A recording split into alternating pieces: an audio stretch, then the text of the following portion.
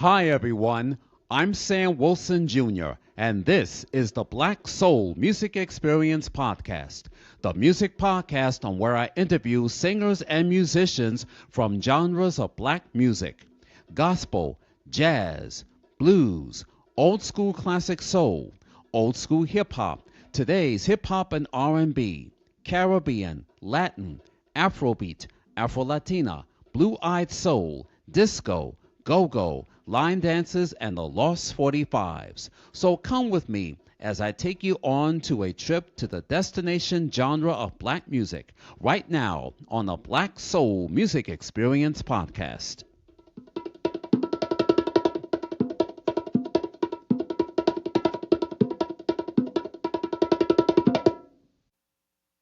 Legal Shield is a proud sponsor of the Black Soul Music Experience Podcast. Have you been involved in any types of accidents? Have you been a victim of identity theft? Have you been a victim of a computer fraud scam? Have you been in disputes with your tenants or landlords? If your loved one dies and they didn't write up a will for you or for your family, or you and your spouse are filing for divorce, or if you need help by opening up your small business, give Legal Shield a try. Visit their website at LegalShield.com and tell them you heard it here on the Black Soul Music Experience Podcast. Do it today. You'll be glad you did. Welcome to the Black Soul Music Experience. I'm Sam Wilson Jr. And on this episode, we're going to do something bigger than the charts or the artist. It's about how music connects the mental wellness, survival, and healing. This gentleman that I'm about to introduce is a physician, an addiction specialist, and the founder of Addiction Change Express and Change Experts Academy.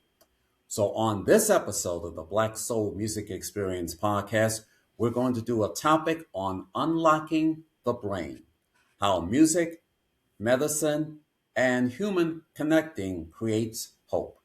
Please help me welcome to the Black Soul Music Experience Podcast, ladies and gentlemen, Dr. Eugene Santilliano. Hey, Doc, how are you? Hello. What's happening, Mr. Wilson? Great to see you, Samuel. I am Eugene Santilliano, Addiction Change Experts, and introducing the Change Experts Academy. Really glad to be here and hope that we can connect with some people and talk about some valuable connections between the brain and music and how we can heal.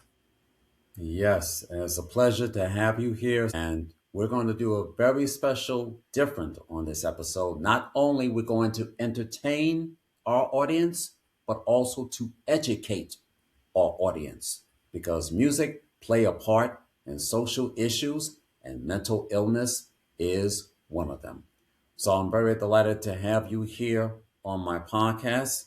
So most of America knows who you are, most of the world knows who you are, but the topic, mental illness, is no stranger, is affecting all around the world and here in these United States. So let us begin, shall we? Now, let's get to know you a bit. Can you tell us a little bit about your origin story? Where were you born and what kind of environment did you grow up in?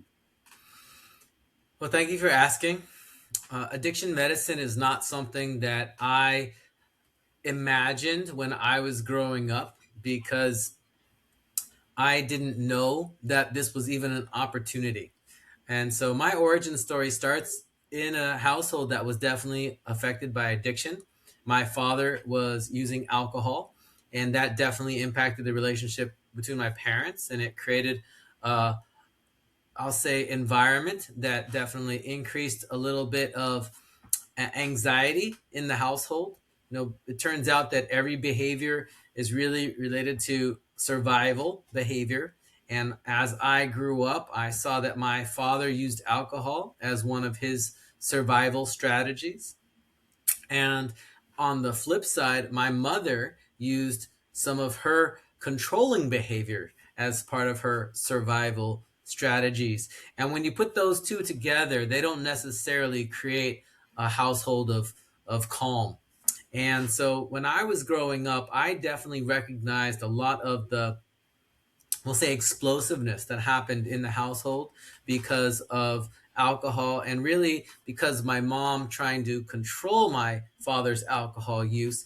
And he came home after a long day's work, and he wanted to relax, and unwind. And so for him, he was very justified in using alcohol. What I noticed is that my mother didn't feel safe when he was using a lot of alcohol. And so that, really interest in relaxing and feeling justified to use a substance like alcohol versus someone who wanted to feel safe and not feel threatened. Those two conflicting things happened in the same household, and both of them were trying to survive, right? Neither of them were trying to hurt each other. But when you have both of those things and they didn't necessarily have a congruent goal, or they weren't aligned to have the same outcome, then it created some conflict. Really, it turns out, just like we're learning in all of our national politics, anytime there's these anytime belief systems have some kind of conflict, it creates some friction. And so that friction definitely manifested in the household, and no one really intended to have a negative outcome. Right? My father did not intend to have a negative outcome on his family. My mother did not intend to have a negative outcome on her family. But in the end, there wasn't a lot of unification of goals. And so what happened is people using their survival behaviors start to fall apart. And that happened in my household, and divorce happened in my household. And even though both of my parents really supported me to become educated, that was one of the unification messages that I heard, whether it was from my father and he waking me up when I was age 5 and telling me that I should become a doctor. He was actually drunk, and he came and woke me up in the middle of the night, and he had this epiphany that he needed to tell me that moment that I should do something great with my life, that he had sacrificed, and he wanted to make sure I did something great. And so that was the first time I'd ever heard that I should become a doctor, and that stuck, right? So sometimes we just need a little push, a little suggestion. And so that was the first time I heard about being a doctor, and somehow the path just allowed me to pursue that course. And so I feel very thankful. Retrospect, I'm really a first generation graduate from a 4-year institution in my family, at least that I knew of at the time.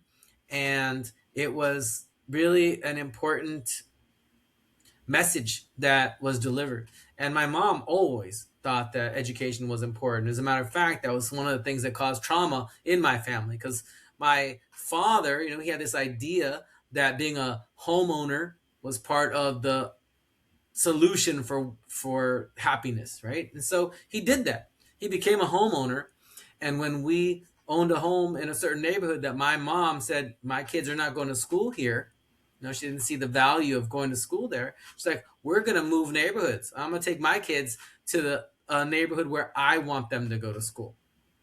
And so that was like one of the first big traumas that I know happened to my father. He's like, I thought I did everything I needed to do, right? I got a job, I got married, I had a car, I had some kids, I bought a house. What's wrong? How come, where did I mess up? Right? And so we got moved into this neighborhood where my mom felt comfortable. She actually met a Spanish speaking lady that was going to take her kids to school in a neighborhood of Sacramento called Land Park. And I went to this tiny little school. It wasn't like in a big school. It was a preschool in the middle of Land Park. It's called Tiny Tots. And that's where my mom decided, okay, I met this person. She's going to help me decide where my kids are going to go to school, because my kids are going to be successful. And so when she found out where her kids were going to go to elementary school, that's where she ended up telling my dad, we're moving to that neighborhood because that's where my kids are going to go to school. And we were really not many Mexicans, not many brown people in my school. I went to a school was mostly Caucasian and Asian kids. I, definitely had about 3 black kids in my class, and maybe one other Mexican kid in my class. So not a lot of minorities in that school. But that's what wasn't what my mom was looking at. She was just looking at, okay, is this the school that's going to lead to success? And it turns out that my brothers and I probably didn't need the school, but we had the guide, right? That was my mom's guide. She just wanted to make sure that we had the pathway. And so I grew up in a household that definitely brought us some support. All three of us went to college. Turns out that all three of us have higher degrees. So the idea about education being important was definitely something that was a unification message from both of my parents. Both of them wanted us to do well in school. And there was never any choice, right? My mom made sure that we were in a neighborhood and in a school that she felt like we could be successful. And turns out we all did end up with some level of success. And I definitely have a lot of thanks for my mother for that. But that goes back to her control, right? She definitely wanted to have control and have a lot of safety and security. I'm going to use that, safety and security. And I know now that a lot of my mother's behaviors are really based on safety and security, making sure that she had something that felt safe. And for her kids having a neighborhood where she wanted to send them to school was part of that safety and security. And so even though my parents did not stay married, they were divorced when I was about 12. There was no doubt that education was never a question. And despite the fact that my parents were divorced, all three of their kids went on to school. A lot of people looked at my mom as a single parent, but I wasn't raised by a single parent my whole life. After the divorce, my father really was severely depressed, and his depression pushed him into places that I'm sure he wasn't proud of. And when we think about stigma, right? Mhm. Stigma is something that definitely hurts, and he had the stigma of divorce, right? And he felt like a failure, right? Because he had created some expectations for himself. And actually, thinking about music, I can tell you that that was one of my big memories. Is in the year that they were separated before their divorce happened. I remember my father recording the New Year's playlist, right? So we're talking about last year's best songs, right? And he had his little, it wasn't an 8 track, it wasn't a CD. We're in the tape cassette era, and popped that into his little machine, and he was recording for hours and hours, right? He had a new pack of tapes, and he's just going tape after tape, recording all of those songs. And I remember just sitting there listening to those songs, and a lot of them were really sad breakup songs. I remember those were the ones that really Yeah. hit me because that's what he was going through, and I remember that connection with music in that time in the '80s. Now, when you were young, who did you think that you would become, and how did medicine enter the picture? I knew that I was going to go to school. I knew that I was going to go to college, and after my father visited my room when I was 5, medicine came into the picture. But it wasn't until I was 12. And my mom, again, being a very controlling individual, she only let us watch one channel in the household. That was PBS.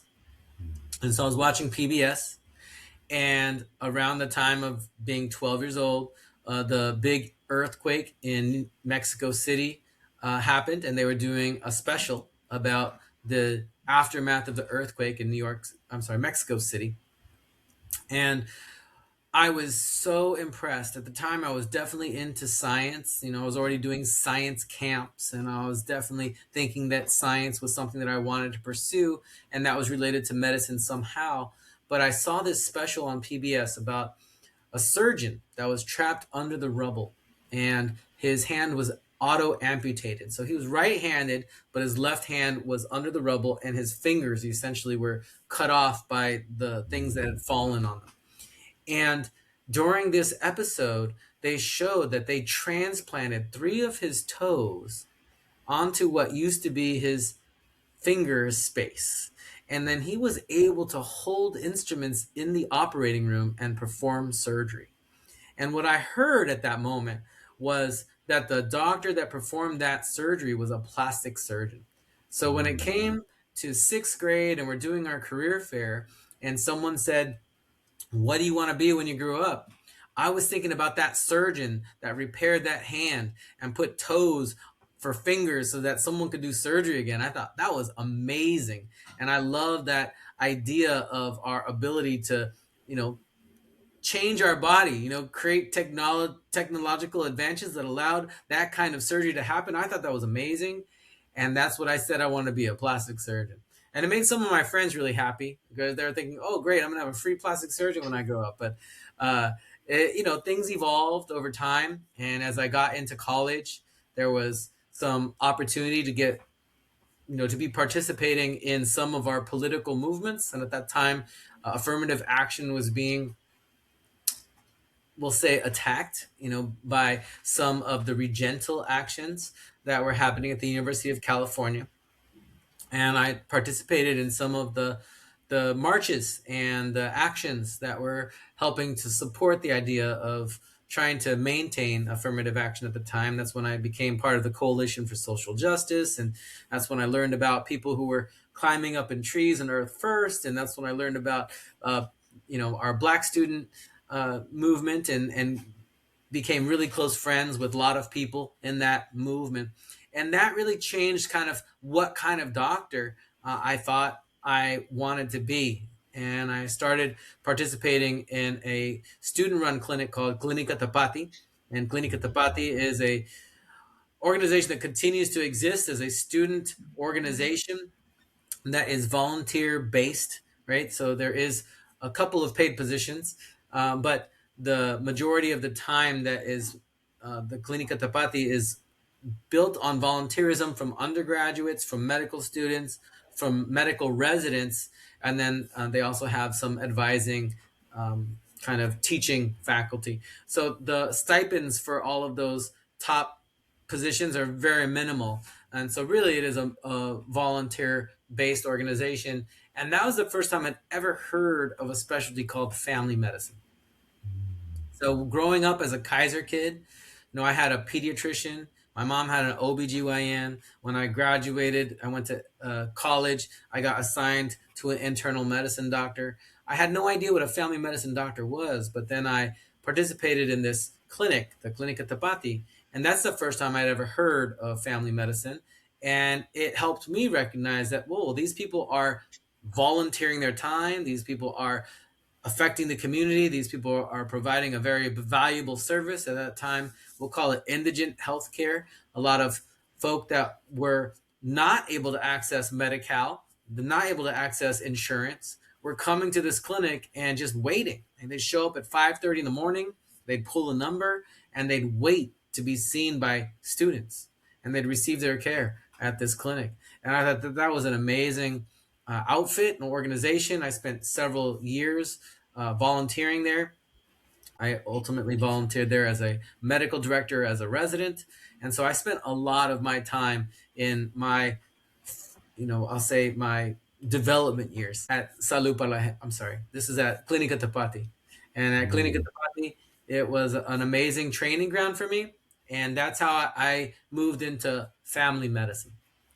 Now, if you would have told me that I'd be doing addiction medicine, I wouldn't have even known about it. Wouldn't have even known about it. Well, I did my residency training. I realized I like to teach. And so I did start my my initial career trajectory after residency was in residency education.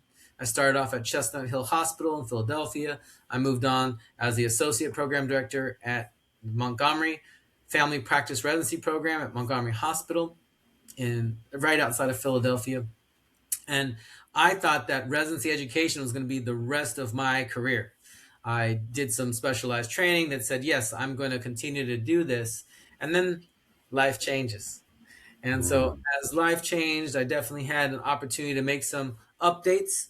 And somebody gave me the opportunity to start providing support for opiate addiction using buprenorphine. I was working at a clinic, now transitioned from the Philadelphia area. I'm in Santa Cruz County, working at the Santa Cruz Health Center. And at the Santa Cruz Health Center, they were having a transition. One of the providers who was providing buprenorphine for opiate addiction was leaving. And she had a panel of about 30 patients. And it turns out at that time needed an X waiver to provide buprenorphine for clients with opiate addiction. So I went ahead and received that training for the X waiver. I received 28 patients, so I really had already a full panel. When you had an X waiver your first year, you were maximized at 30 patients, and here I had a 28 patient clinic handed to me. And so I got some early experience with buprenorphine. And then what timing? Because just the very next year, this opiate crisis kind of opened up the floodgates for funding. And in 2016, all of a sudden, federal monies were coming in around the country to try to support additional treatment outpatient programs. And because I was the only guy at the time that was providing that kind of care, I was clearly the person that was at the front of the pack to try and help guide those decisions. And so when they started offering grants for substance abuse counseling, the substance abuse counselor, his name is Danny Contreras. He used to come to me all the time and like, what are we doing? How are we doing this? How are we moving forward? And so it was really great to be part of that, early energy for substance abuse outpatient training in Northern California. Had an opportunity to participate in almost all of the early type of trainings. The hub and spoke is what they call them initially, and those kind of trainings continue. But I definitely had a great opportunity to be part of an organization that was willing to take a chance and introduce those kind of services. And that's the beginning of my addiction medicine career. What happened after my time at the county is I made a transition to another organization called Salud para la Gente. These are both federally qualified health centers. A federally qualified health center means that they receive some funding from the government to help provide indigent care. And what it meant is we were taking care of some of the most vulnerable populations. And it was very interesting because in Santa Cruz, that meant homeless. It meant people that were using both opiates and methamphetamine. And I got a chance to talk to people about their methamphetamine use. And it helped me recognize that methamphetamine a lot of times was a survival strategy because if you fell asleep at night, there was a chance that you were going to be raped or beaten or robbed or arrested, right? So there was all of these risks that if you fell asleep at night and you weren't watching your stuff, you were going to lose your stuff or get hurt or go to jail, right? And so I started recognizing that the use of substances was more than just the intention of getting high. And then I moved down to Salud para la Gente. And at Salud para la Gente, the mix was different, right? We didn't have as much heroin or fentanyl use. What we did have was alcohol and methamphetamine. Now, why methamphetamine? It wasn't to stay up at night. Now, it was to wake up in the morning and go to work. Because in the nighttime, they were off work. They were often hanging out. A lot of our migrant farm workers don't have their families around. They're lonely. They're hanging out with their other, brothers in the field, and they're drinking. And right, and the next day, if you're not ready to go, you could be replaced. So then they were using methamphetamine to make sure that they were up, they were active, and they were highest producers in their unit. And so that when it was time for cuts and people stopped, getting picking jobs and you want to stay on your continued maintenance job, you had to prove that you were a high performing person so that you can stay on, year round and protect your money. So it was really interesting how the same medicine, the methamphetamine, and I'm calling it a medicine because it's basically self treatment, right? But that medicine was helping people to stay alive so that they weren't getting robbed or raped or arrested. And then that same medicine helped people to be awake, alert, and high productivity, on their work on the fields, right? And so same medicine, different reasons, right? And that was one of the really eye openers for me is recognizing that all of this stuff is really self treatment, which is why one of the primary treatments that I offer today is what we call medication for addiction treatment. Medication for addiction treatment means that I am recognizing that you're using a medicine. I'm trying to replace that medicine with something that's safer, potentially something that can help you stabilize and get off of something that has a higher chance of killing you, right? Methamphetamine, I've seen people have acute heart attacks, have acute strokes, have other kind of high blood pressure related complications because they're injecting medicines. They can also have heart conditions that are related to the injections. They can have skin conditions related to injections. We see people with infections all over the place when they start skin popping. So there's a lot of side effects or medical complications that comes from these survival behaviors. So I'm trying to help people to find better ways to survive. And that's how addiction medicine came to me. And it really connected with me because my father had addiction. And then while I was an addiction medicine specialist, my brother was dealing with addiction. And he didn't want to talk to me like a doctor. He's like, I want my brother, I don't want a doctor. And now I understand what he was really trying to say is that he didn't want to feel judged. Right. And then as long as I was wearing the doctor hat, he felt judged about his behaviors. And what I didn't realize is that he was judging himself all the time. And I didn't know that because he didn't talk to me about that, but he journaled. So after he passed away, I was able to see that he was struggling, right? And he didn't want to spend more time struggling talking about it, right? He's like, I just want the fun brother. I was like, well, the fun brother is also a concern, and I didn't want to see him, perish.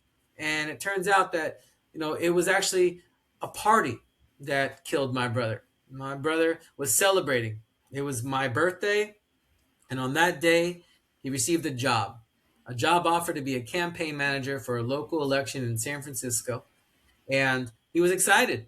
And so my brother, because he was a very charismatic man, he went out and he celebrated. He celebrated with his drug of choice, which was alcohol. But when you use alcohol, it also impairs your ability to protect yourself. And so somehow that day, I don't know how he received it. I don't know if it was a pill. I don't know if he smoked it, but fentanyl got into his system. And alcohol and fentanyl is not a good combination. And my brother died at the age of 45 from a fentanyl poisoning in the streets of San Francisco in April of 2022.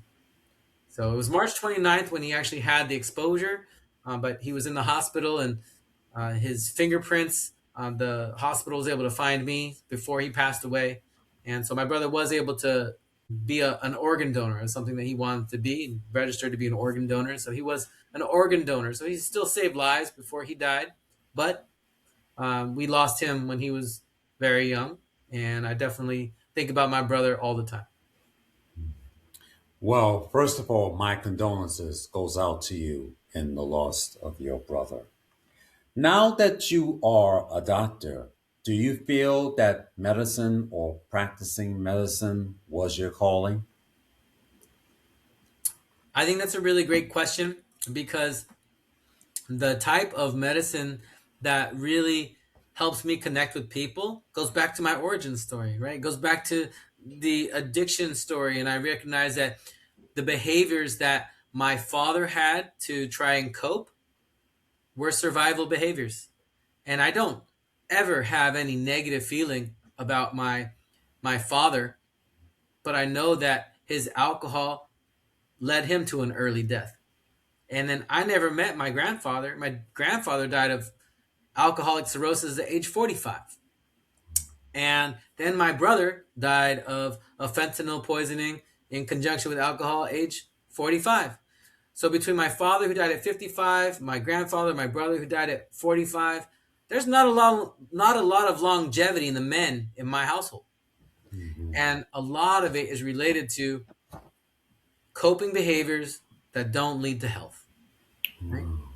And so I'm really interested as a family medicine doctor, as an addiction medicine doctor, and just as a doctor who wants to move change for people in figuring out how to promote health. And removing people from their addiction is one way.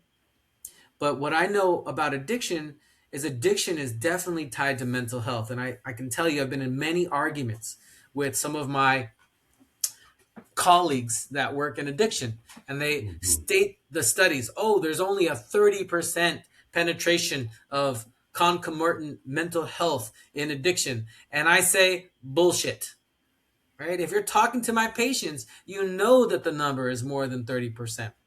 If you're talking to my patients, you may not be asking the right questions. You only get the outcome for research for the question that you're asking.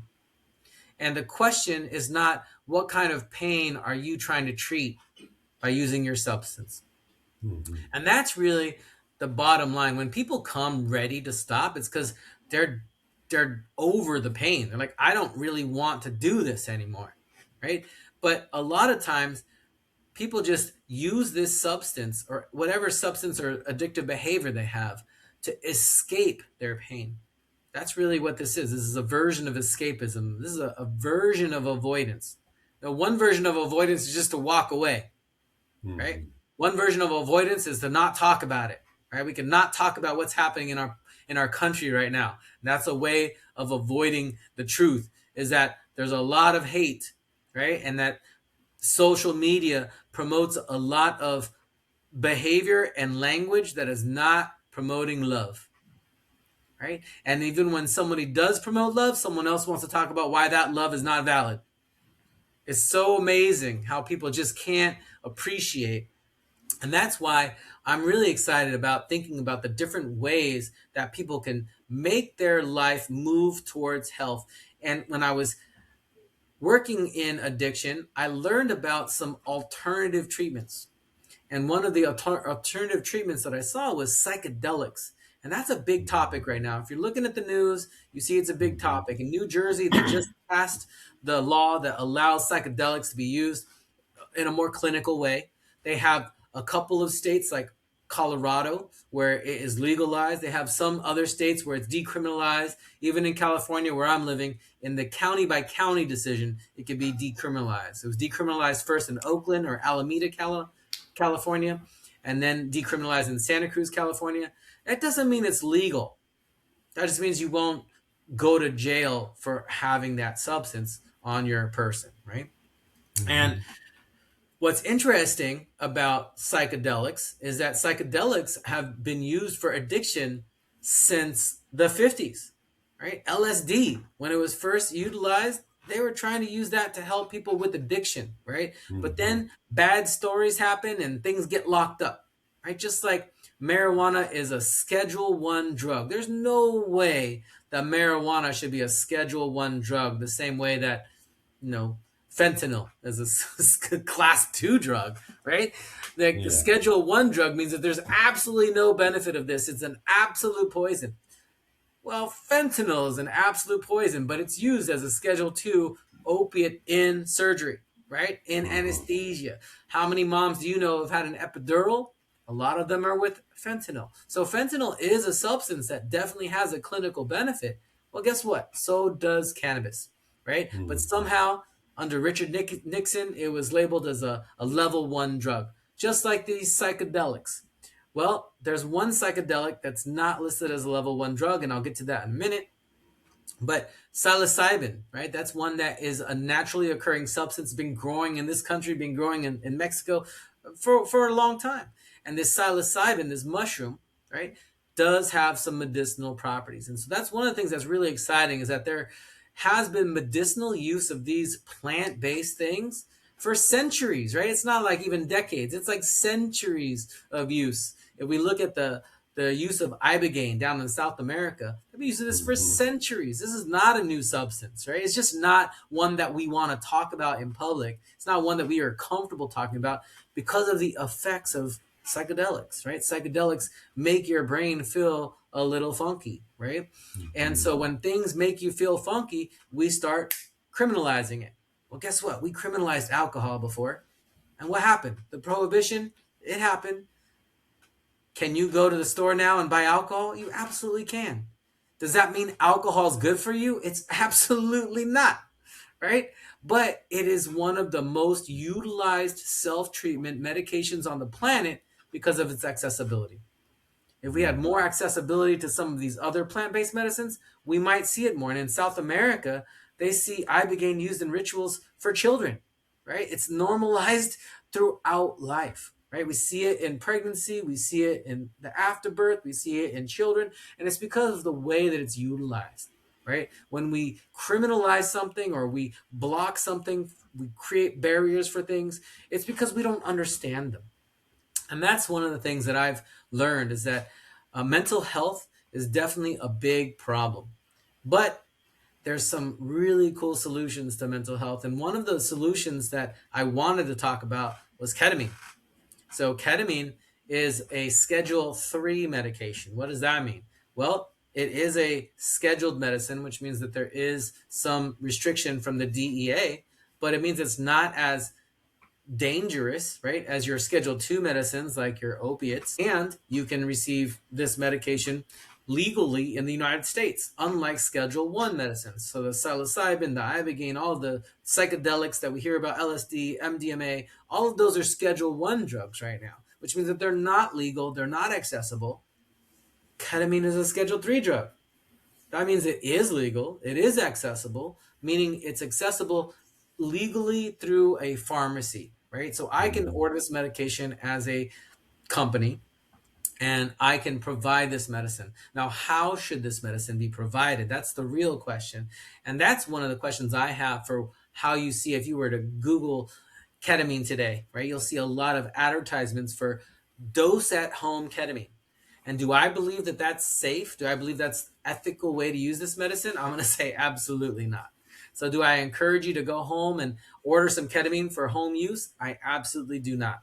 But I do think that the ethical use of ketamine, just like an epidural is given by an anesthesiologist in a monitored way, right? That medication, when it's given in a monitored way, is safe. Fentanyl is safe when it's given in a monitored way. Ketamine is also safe when it's given in a monitored way.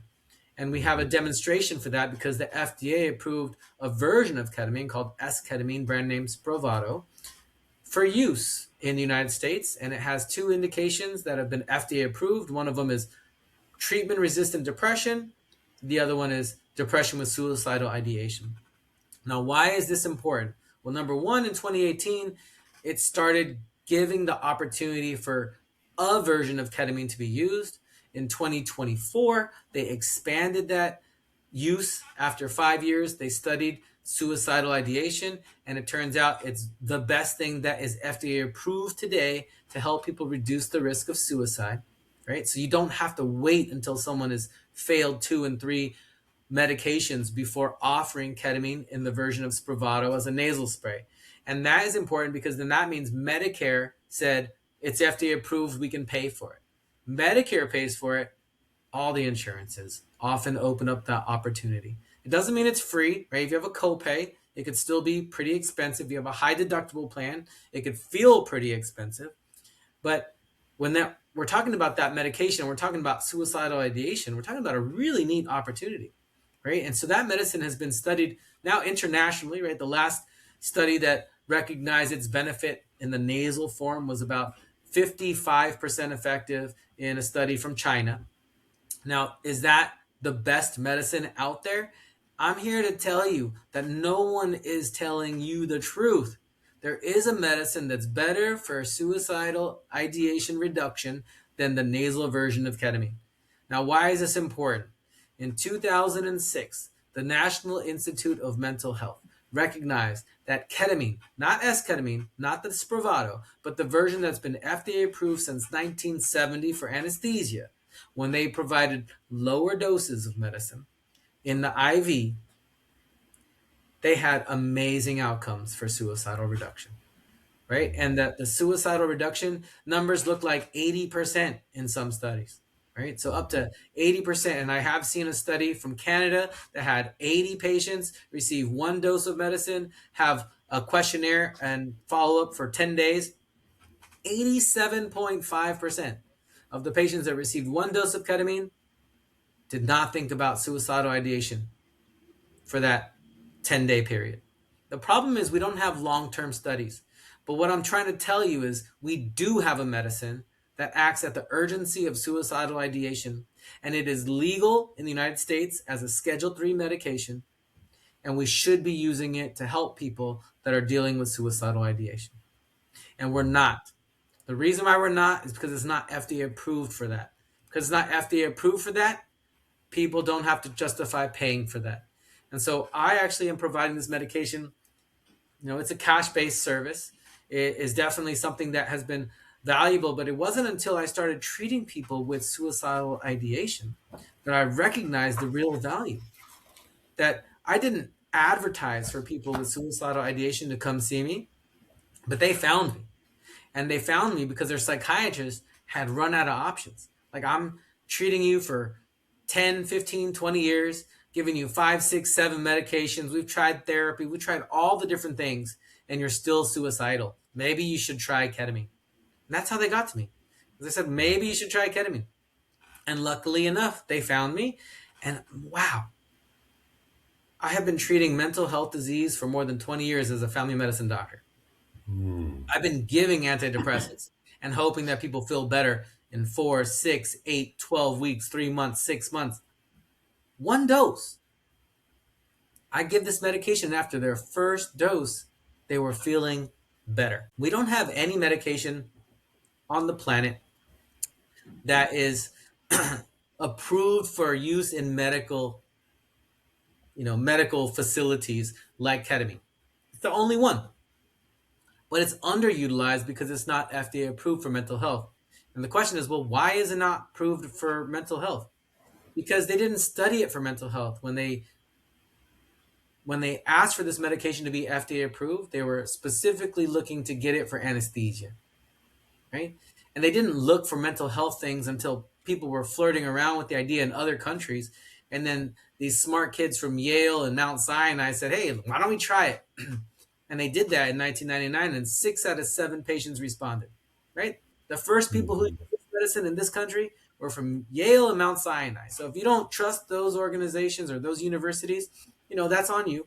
That's your decision. But then they passed it on to the National Institute of Mental Health, and they saw the same thing, that people who had been on at least 5 different antidepressants responded to ketamine, which means this was a very different medicine than the other medications that they were using, because they weren't responding to all the things that all the doctors that I know are trained to use. We're trained to use SSRIs. We're trained to use SNRIs. We're trained to use tricyclic antidepressants. We're trained to use, antipsychotics and mania drugs, so mood stabilizers. Like, we use all these medications. We call them adjuvant therapies. We say 2, 3 medications. We put therapy on top. Nothing works as fast. Nothing works as effective as ketamine. That's just truth. And when you think about that, it feels like it's a shame that we don't know, right? I've been doing this for more than 20 years, and I just found out, and now I don't want to be quiet about it. Like, what are we doing, right? Suicidal prevention. We talk about it, and we do the same thing every time, right? We contract people for safety. We tell people that, oh, we're going to have a phone number to call in case you feel like hurting yourself. Well, what if I have a medicine that I can give you in the next 30 minutes, and in 2 hours, you're going to feel better? That's amazing, right? We don't see that being done in the emergency department. We don't see that being done in the psychiatric hospitals.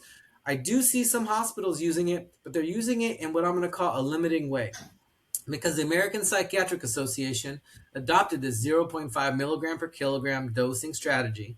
The 0.5 milligram per kilogram dosing strategy doesn't take into account people's history, doesn't take into account their medication history, doesn't take into account their hormonal history, doesn't take into account their genetic history, doesn't take into account their size, right? You could be 150 pounds and 5'2", or 150 pounds and 5'10". How is the same dose supposed to work the same for a male, a female, people with different kind of body structures, people with different kind of genetics? And that's the problem with the American Psychiatric Association.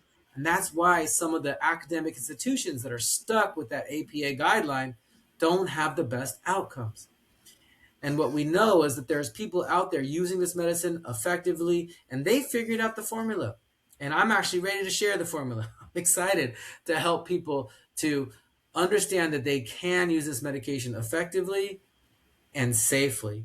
And I say safely because this medicine's been around for more than 50 years. And it's still used in the pediatric emergency department. You go to the pediatric emergency department today, and they will have ketamine for rapid acting, short duration anesthesia. They'll give it in the IV, they'll give it in the IM, then they can help somebody set a bone after they broke their bone, put on a cast, and then less than an hour later, the medicine's done. That's the beauty of ketamine. It doesn't last like 6, 12, 18 hours like some of the other psychotropics. can cause extended experiences. But when we use this medication and we try to use it in a way that makes sense, it's safe. It's safe in pediatrics. It's been used for over 50 years.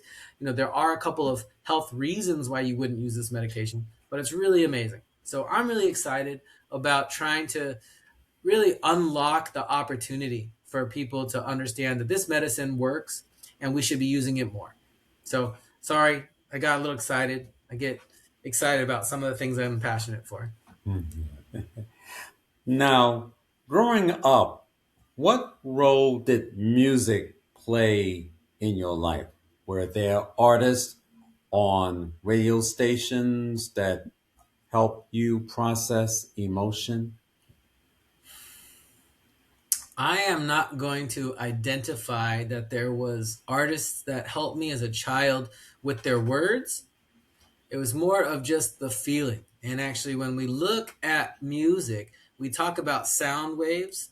If you've heard of some of the psychonauts out there, they talk about the fact that all of us have kind of some waves, right? The sound waves, the actual waves of energy, and that the waves of energy are existing inside of our cells, right? And they're existing inside of our network.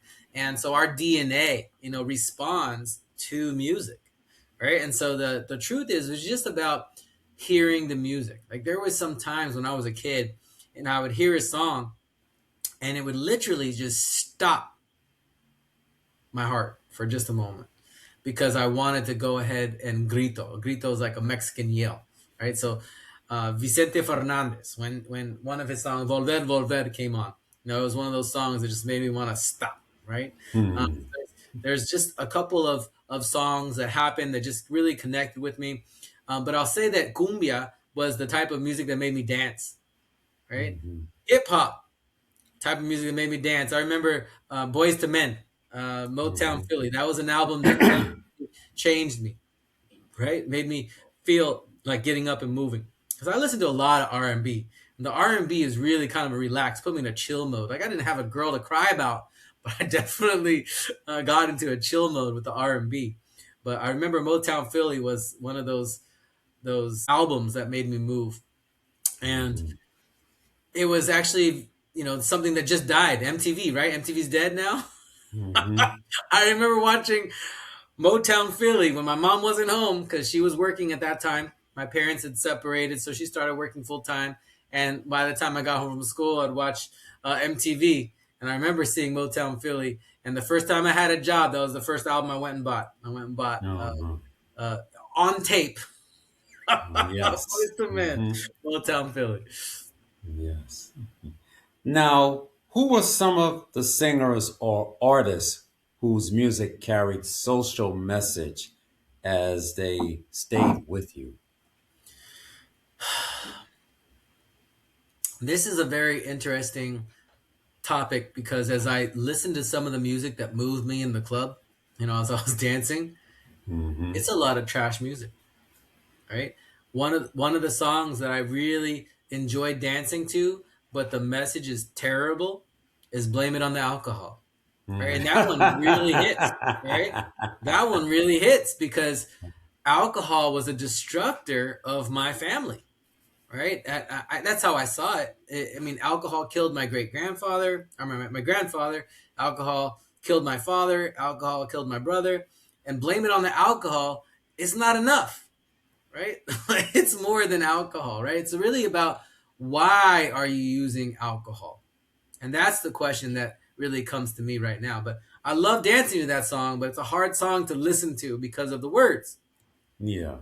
And as I start reflecting on the words, and I'll be honest with you and say that words didn't hit me until I started listening to karaoke. Right? When I started going to karaoke, then I started actually reading the words. Right? It's like, oh my God, that song is about that. And that actually brings me to, I think, one of the artists that I appreciated, but didn't know why I should appreciate him. And that's Bob Marley. I definitely felt the song, right? But as I think about our current political narrative, and I think about words that are intentional, Bob Marley was definitely a messenger, and I definitely appreciate some of the words that come through in his reggae songs. And will I say that all reggae songs do that? I definitely don't feel that, right? So a lot of reggae, the traditional reggae, that's what it was all about. A lot of songs, right? Even looking at salsa songs, you're looking at the different genres that really came from, I'm going to say, the Afro influence, were about Mhm. telling stories, right? Even country music tells stories, but I don't really always like the stories that I'm hearing. Right, the stories that I'm hearing right now, there's a lot of emotional dysregulation. Right, when I hear Mhm. a lot of these songs about people having really terrible relationships, right? It's really about the fact that we're not having a really good social connection, right? So I want to hear more social connection songs, right? The songs that talk about lifting people up, right? I remember Mhm. hearing about the Christmas shoes song. That was one that really busted me up, right? Talking about trying to get money to buy shoes for his mom who was going to die. I don't know if you know that song, but that song, the very first time I heard it, it definitely plucked my heart, right? And it Mhm. was because it was a connection song. And so I am really looking forward to hearing artists stop talking about how grandiose they are and start talking about how moved they are, right? And how important it is to put people together and put people first. And I do appreciate the story that happened in this Super Bowl Mhm. halftime show, but Yeah. a terrible first song. I don't know if you know what the first song is, but the first song was all about having all kinds of lovers. People always ask me, how come I have all kinds of lovers? I mean, is that really what we want to do? Like, that's not really what we want to do. Do I like to dance to that song? It's a dope song to dance to, but it's not really the message that I want my kids to be growing up with. Right? It's not the message that I intentionally stopped playing some of the songs that I used to dance to when I was raising kids. Mhm. And it's because I didn't want them to hear some of the terrible messages about how women were not respected, or how people were doing things that didn't sound very ethical. Like, just the idea, my rent is a month too late, but I'm still gonna go out and party. I was like, really? Like, is Mhm. that the responsible thing to do? I don't get it.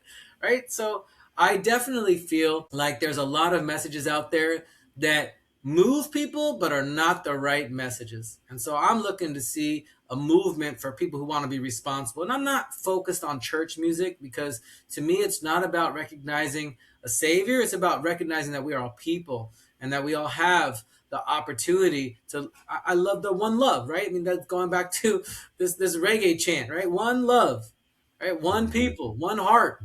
We Mhm. are all connected, and we are living on this earth in a way that is either destructive or helpful, right? So let's Mhm. try to be helpful. Let's try to show more love. Let's try to be more connected. Let's try to show more compassion, because when we react to people, we're forgetting that we all have emotions, right? I Mhm. don't know if you've ever looked at an emotion wheel, but if you go to, it's feelingswheel.com, you can actually get a little interactive emotion wheel. And what I like about this feelings wheel is that it brings names to your feelings.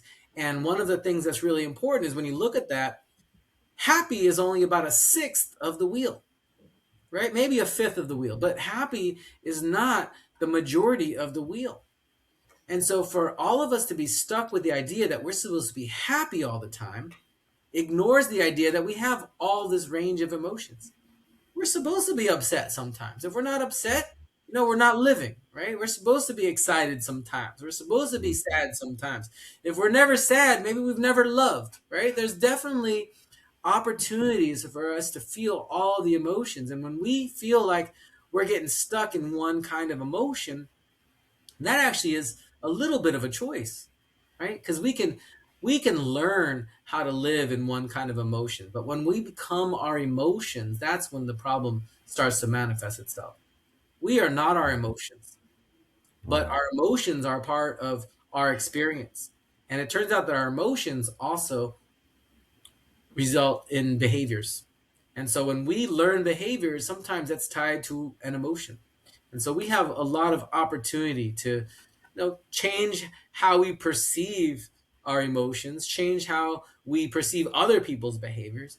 Like, when I think about my favorite affirmation. I learned it in 2020 when my son was in, COVID school, and or listening to the teacher.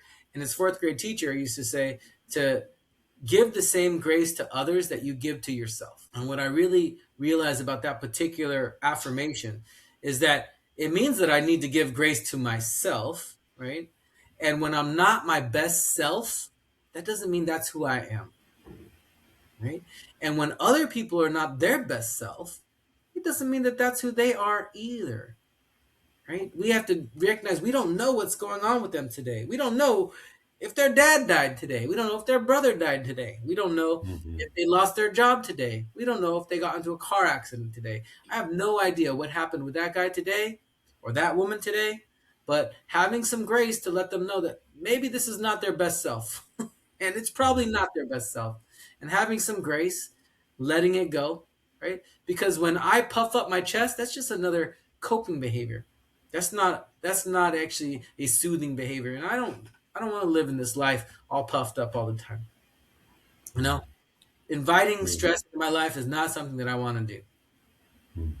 So Yes. Now, as a doctor, who influenced you and when did you realize that traditional medicine wasn't enough for mental suffering?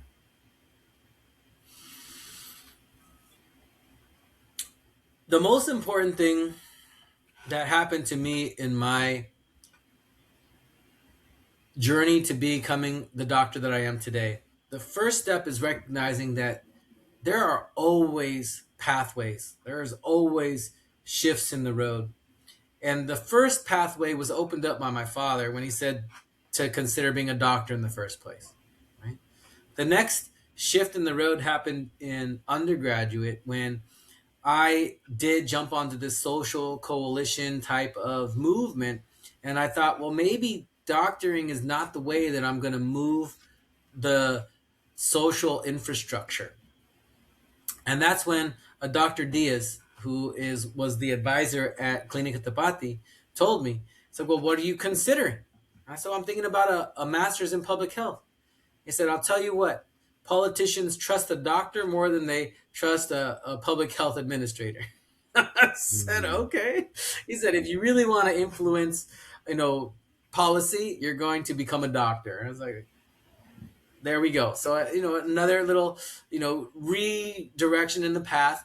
At this point, Dr. Diaz is a family medicine doctor, and so family medicine is the direction that I decided. And even though I went to medical school, didn't have the greatest family medicine experience, I'd already decided like that's the way. That's the way that I'm going to impact social medicine. And then when I got to my residency, it was my residency director, Tom Ballsball. He said, you seem to like to teach people. And at that time, I was really into Clinica Tapati, and I was the medical director of Clinica Tapati. I was the, resident supervisor of the medical students. And so he saw that I had this intention of trying to pass on, the energy. And so he said, maybe you should become a teacher. And that's how I became a faculty person. So, that kind of influenced that direction. And then the residency got closed. And so I didn't have a chance to continue to work in residency education at that moment. But I continued to think about residency education. And even up to 2023, when I decided to open up my company, the reason why I decided to open up my company is because residency education is something I was continuing to advocate for at the County of Santa Cruz, something I was continuing to advocate for at Salud para la Gente, but when it didn't get delivered to me, it's like, whoa, this is the message. Trying to tell me to go a different direction. And at that time, my brother had just passed away. And I said, there is no reason why I should not be following this pathway to help people with addiction. And I feel very passionately that addiction medicine is actually it's not a specialty, right? I have a board certification, but it's not something that requires a specialty. And so I want more people to know there's access to these medications because there's no limits, right? There's no restrictions. There's no X waiver. Most of the medications I use are not controlled substances. They're medicines I use for other things all the time, whether it's a seizure medicine, whether it's a depression medicine, whether it's a an opiate replacement therapy. These medications have been GLP-1s, right? GLP-1s, which are helping people to lose weight, also helps people to reduce their cravings for alcohol, right? And so, realizing that the crossover is ridiculous. Bupropion is a antidepressant medicine that was FDA approved for smoking cessation. At one point, that was called Zyban. Zyban's off patent. They create a longer version. Now, Wellbutrin is a once a day medication, the bupropion extended release. And this bupropion extended release is FDA approved for depression. At some point, it was FDA approved for smoking cessation. And now it's FDA approved in combination with naltrexone for weight loss, right? Well, guess what? I've been using it off label for methamphetamine use disorder. And I've been using it off label, for other opportunities to help people. It's off-label use for ADHD, for example. So there's no reason why we should be thinking that one medicine works for one thing. That's part of the limiting beliefs that we have by using the FDA as our guidance. We've been using medications off-label for a long time. The only time it becomes really sexy is when it's cheap, right? When it's cheap, then insurance says, sure, go ahead, use that medicine. You can use that medicine because it doesn't cost me that much. And if you get a benefit, great. But if it's expensive, they don't want to pay for it. And that's where the limitations come in, right? And so that's why GLP-1s, which can cost up to $1,000 a month, people didn't want to give them. Now the prices come down to, I think you can get a coupon to get the GLP-1s for under $400 a month. People are more likely to pay for $100 a month than to pay $1,000 a month. And so people are starting to use them more.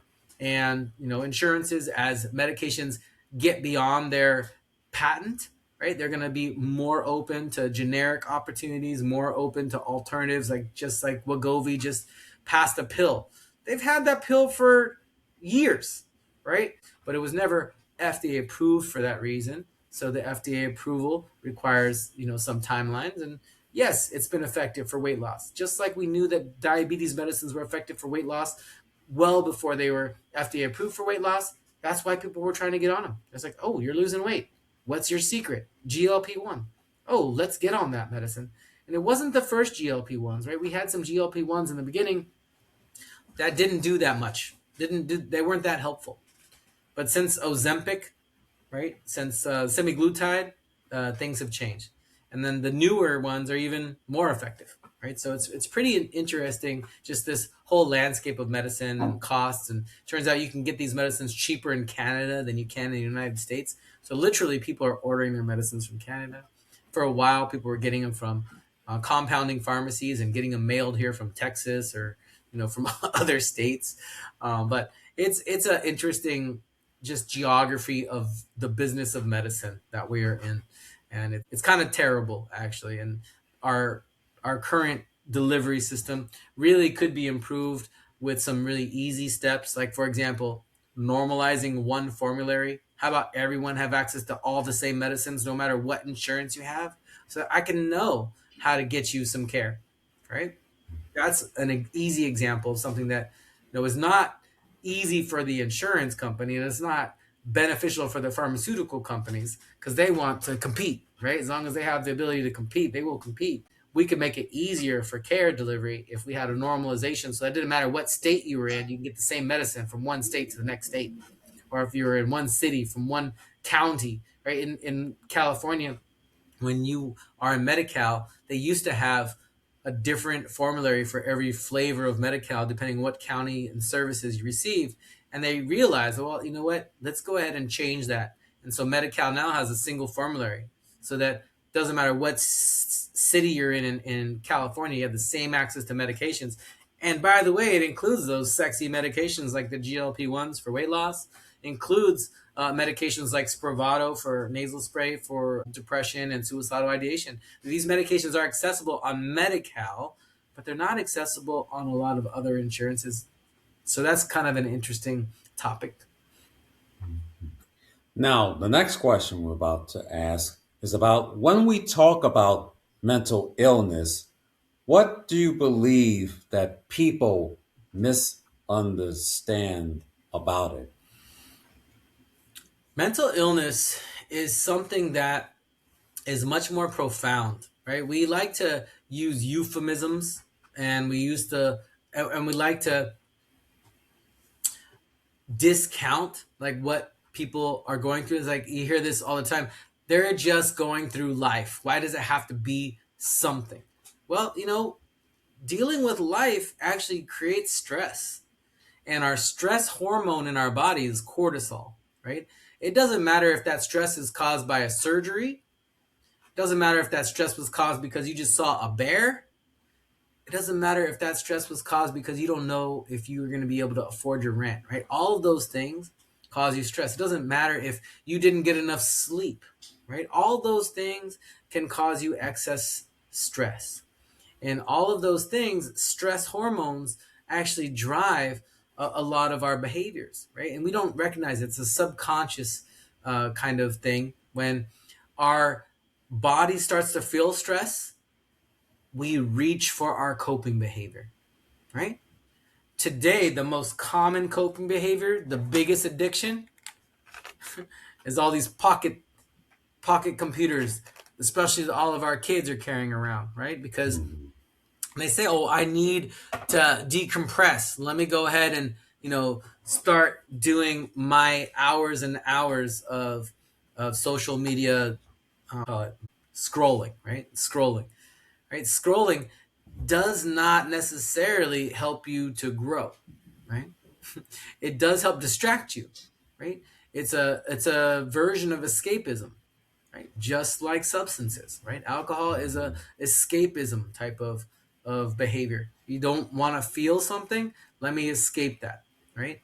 So it doesn't matter what the addiction is. It can be scrolling, it can be porn, right? It can be sex. You can actually be addicted to relationships, right? Like someone who doesn't ever want to be single, right? They're addicted to connection because they feel like someone else needs to validate themselves, right? So if someone else validates me, then I feel worthy, right? But if no one else validates me, then I don't feel worthy. And that's part of the truth about mental illness, is that we are commonly dealing with our emotions. We don't know how to name them, which is why the feeling wheel is kind of fun, because if you can start naming your emotions, you can start recognizing your behaviors associated with that emotion. And then you really have to dig deep to find the subconscious reason why that emotion came up in the first place. It turns out that most of us learn our emotional behaviors and our survival behaviors in our first 5, 7 years of life, right? When we're in our early years, we're just in pure survival mode. Feed me, keep me warm, hug me, protect me, right? All those things that happen with young kids, we're in survival mode. So we're learning our survival behavior. And for example, when you ask for help, what is the response that you received? Right? I asked for help, and the person that I asked for help for doesn't come around. I'm going to learn I need to be self dependent. I can't ask for help. Right? Or if I ask for help, and every time I ask for help, that person hits me upside the head. Like, I'd rather not ask for help because help is painful. Right? I ask for help and I get criticized. What the hell do you mean you don't know how to do that problem? That's easy, right? An idiot could do that problem, right? Well, I don't want to feel criticized, right? So I'm going to learn not to ask for help. These are just examples. And I'll be honest, I contributed to that. As a family medicine doctor, when I was doing my training in pediatrics, we talked about self soothing. So in the first few months after a baby's born, let them cry. They'll stop on their own. What is that? That is a very westernized medicine response to a responsibility, right? When we go to other countries, not all countries act the same way. Truth is, when a baby's crying, it's because they have something wrong. That's the only way they know how to communicate that, right? When Yes. kids come out crying, right, when they come out and they're what we call colicky, they may have had something wrong in their hormones because of their mother's experience. right? Their mother had a stressful experience, didn't feel loved, didn't feel supported, didn't like, a lot of single moms that maybe didn't have a partner, or their partner was not around, or they missed their birth, or whatever it is, right? Whatever was causing them trauma, that circulates in the baby, right? It's not like cortisol stops at the blood, at the placenta, right? It goes right into the baby. So that baby's born with extra stress. So their stress hormones are already, extra excited. And I believe that that's where a lot of colicky kids come from, is that when they're, look at the mom's life while they were in the incubator, right? If Mhm. they were feeling loved, if they were feeling supported, that baby comes out feeling loved and supported. If that baby is born into a stress environment, they come out with a little more stress, right? They're ready to deal with stress because that's something that they just know. And so it's really interesting when you look at like the body. The body is responding. And so what mental health for me is just recognizing that we have a lot more. I use the word traumas, but other people like to use the word reactions, right? Then we recognize. And so we all deal with emotional stress. How we deal with that emotional stress is something that we learn when we're really young. And then when it comes to addiction, basically something made us feel good for a little bit. And so when that emotion starts to fill up, like when we start to feel that pit in our stomach, or when we start to feel that flutter in our chest, or we start to feel that tension in our head, like, oh God, I need my whatever it is, right? Because Yes. we recognize that I know that feeling in my body. I don't know how to name it, but I know where I feel it. And when I have that, I know I got to do something about it. Because if I don't, I'm going to be hangry, right? Mhm. Hunger is Yes. one of those things. Hunger, sleep deprivation, dehydration. These are some of the things that we could definitely work on, right? So when I talk about health, right, it's really about recognizing that your food is important, how you eat, what you eat, your hydration is important. Men should be drinking about a gallon of water a day. Women should be drinking about 3 liters of water a day. Your sleep is important. 6 to 8 hours of quality, uninterrupted sleep, right? Planning on sleeping, right? When people are intentionally not sleeping, they're just interrupting their bodies. Our bodies have circadian rhythm. What does that mean? It means that there's like gravitational pull in the time when our body's core temperature is low and we're supposed to be asleep. So if you're Mhm. working overnight on a night shift, no wonder why you're messed up all the time.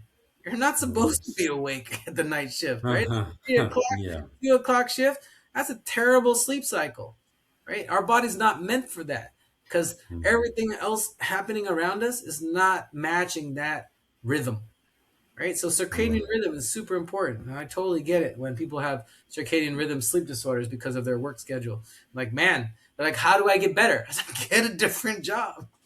Yes. Yes. I want to get on to the next question, and I think this one is very important.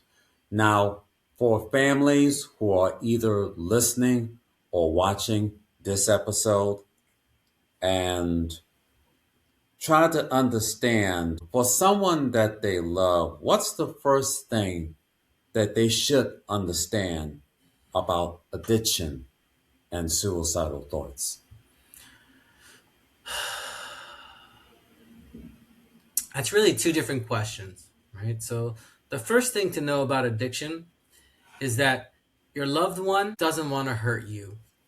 And sometimes the stigma of criticism hurts them and they become defensive, right? So there's this philosophy about different kinds of, we'll say, negative communications, right? Mm-hmm. And I'm just going to focus on two of them. The first type of communication that's negative is criticism, right? And so when we use words that focus on criticism, then what we get back is the second kind of negative communication, which is defensiveness, right? So Mm-hmm. criticism and defensiveness, they almost always exist, right? Together until you decide to take one away, right? If you can remove your criticism language, there's no reason to be defensive. If there is no defensive language, there's no reason to talk back, right? So if somebody criticizes and you can remove the defensive, there's no talk back, right? And so the skill that I've really tried to perform is called active listening. Another way of saying that is listening for understanding. And so if we're listening for understanding, we're not putting in our opinion after everyone says something. Right? Say thank you for sharing. Right? When we respond with our opinion, yeah, but, right? We're already negating whatever someone else is trying to share. Right? And so it's really important that language is an important part of our communication, that we can choose our language. We can choose our language to try to avoid a lot of criticism. And people say, well, what about constructive criticism? Shouldn't there be constructive criticism? I said, well, maybe constructive criticism is misnamed, right? But what we can do, no one can negate my feeling. I'm feeling scared when there's a loud conversation, right? That's my feeling. I'm feeling scared, right? You can't really argue with that. I'm just telling you what my feeling is. Right now, you could try to criticize them. It's like, oh, you shouldn't feel scared. This family, right? Like, well, the fact that you're able to tolerate that doesn't mean that I'm able to tolerate that, right? And so, it's just an example. I'm not scared by elevated voices. I just wanted to throw out the idea that when we use language that is, you know, identified as our feeling language, and we don't use the you, like I'm scared when you talk to me like that, right? As soon as you add the you, it changes, because then you want to, well, I only talk like that because, like, well, let's try to eliminate some of the opportunities for feeling criticized.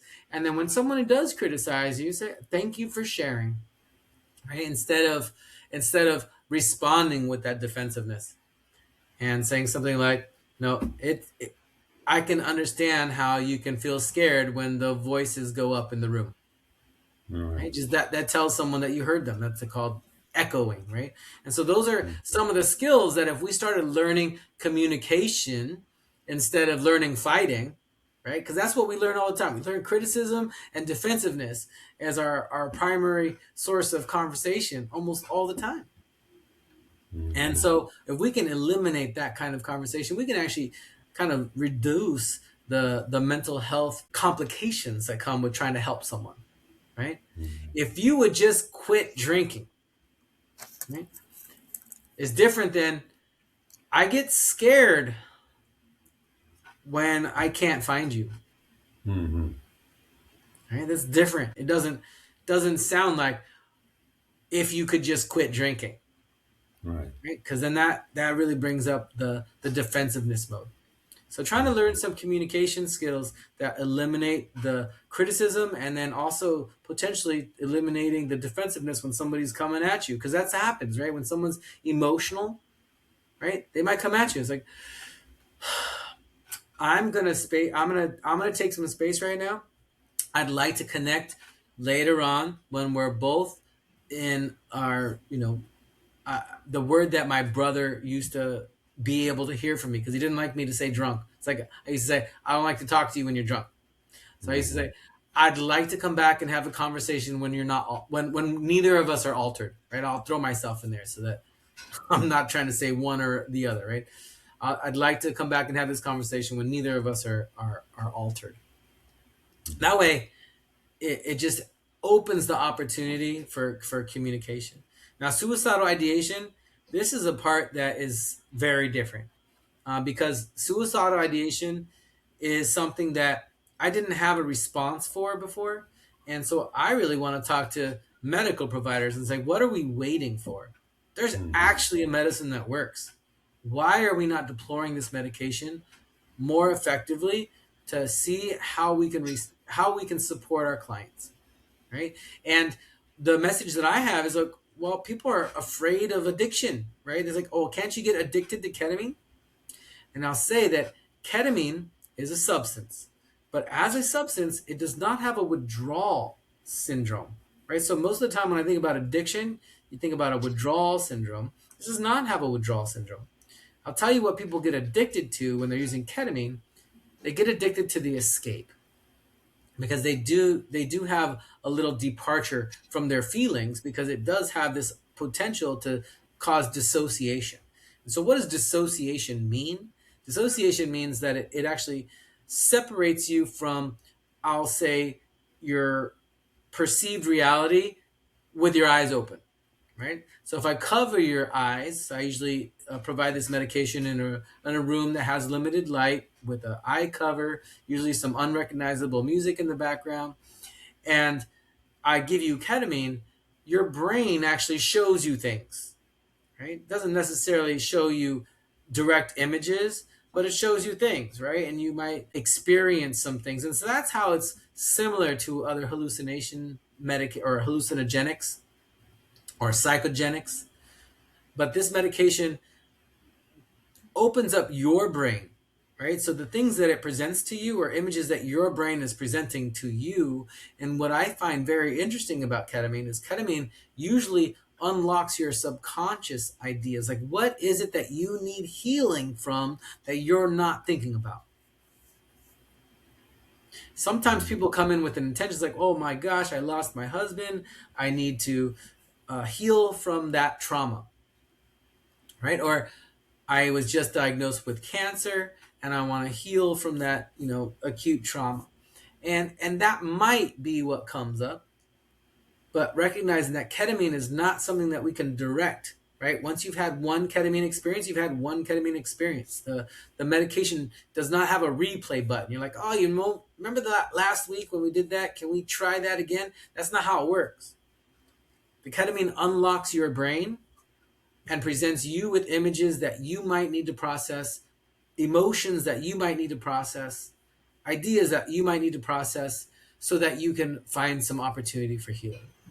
And what's really cool about ketamine is ketamine does cause some improvements in what we call brain derived neurotropic factor, which helps you grow new nerve connections, right? It means new nerve growth, right? When I was trained a long time ago, we used to say, well, the central nervous system doesn't have new nerves, right? The peripheral nervous system definitely has some new nerve growth. And this medicine can actually help both of those things happen, right? So people who have had nerve loss, people who have had nerve damage, they actually do better with ketamine because there is new nerve growth and opportunity. And that's something that we probably don't talk enough about. We haven't learned enough about. Like, should people with strokes be getting this medicine? Right? Should people with a traumatic brain injury be getting this medication? Some of the things that's really exciting with psilocybin, which is the magic mushrooms, is they are reviewing the benefit of psilocybin for old injuries, like traumatic injuries for your leg when you have what they call phantom leg syndrome or Hmm. phantom pain syndrome. So you've had part of your leg amputated and you still feel like your foot hurts, right? You don't have a foot, it still feels like your foot hurts. And they're using psilocybin to help retrain your nerves so that that pain goes away. So this doesn't just act in the brain, it's acting peripherally. That's a good example of peripheral activation of nerve growth and synthesis and regrowth because it's intended to target the periphery, right? The phantom limb syndrome is not in the brain, it's in your stump, right? And so we can actually help your brain and your stump to reconnect what that means, what that symptom is. And so that's pretty cool. And I think there's going to be a lot more information coming out about it. So being open to it, because a lot of people are going to be like, why would you give a drug, an addictive drug, to a druggee, right? And all of that is very heavily, heavily laden language with criticism, right? So first of all, we are not druggies, right? You are not your emotions. You are not your behaviors, right? You're a consequence of a lot of experiences, and our emotions and our behaviors become part of that response to that experience we call life. But we are not our emotions. When we start acting like our emotions, right, that becomes a problem.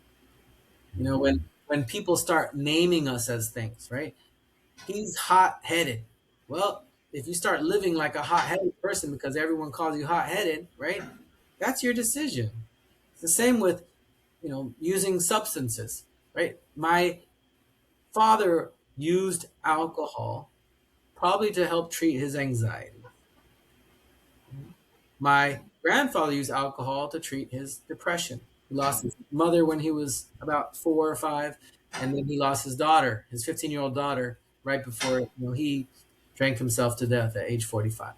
So there's no doubt that we are a consequence of patterns, and we are a consequence of a lot of life experiences, but we are not our emotions.